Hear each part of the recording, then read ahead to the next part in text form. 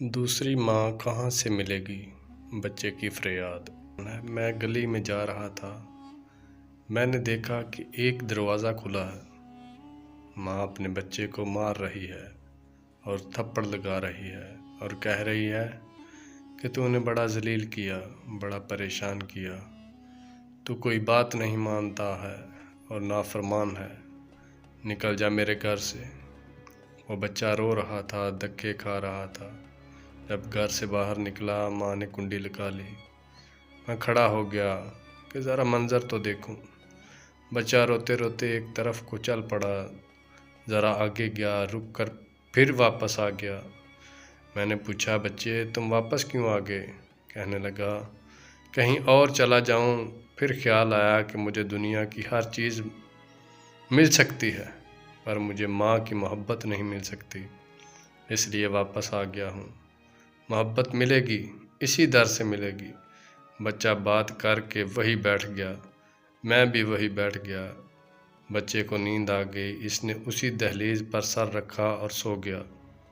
کچھ دیر گزری، ماں نے دروازہ کھولا، بیٹے کو دیکھا دہلیز پر سر رکھے سو رہا ہے۔ ماں نے اٹھایا، کیوں دہلیز پر سر رکھے سو رہے ہو؟ بولا، امی مجھے دنیا میں کبھی ماں نہیں مل سکتی، میں اس دہلیز کو چھوڑ کر کیسے جاؤں؟ بچے کی بات سے ماں کی آنکھوں میں آنسو آ گئے۔ بچے کو سینے سے لگا لیا اور بولی، میرے بیٹے جب تیرا یقین ہے کہ اس گھر کے سوا تیرا کوئی گھر نہیں، پھر کیوں ستاتا ہے، کہنا نہیں مانتا؟ میرا در کھلا ہے، آ جا، میں نے تیری ساری غلطیوں کو معاف کر دیا۔ جب گناہ گار بندہ اپنے رب کے دروازے پر اس طرح آتا ہے، رب کریم میری خطاؤں کو معاف کر دے، میرے گناہوں کو معاف کر دے۔ اے بے کسوں کے دستگیر، اے ٹوٹے دلوں کو تسلی دینے والے، اے پریشانیوں میں سکون بخشنے والی ذات، اے بے سہارا لوگوں کے سہارا بننے والی ذات،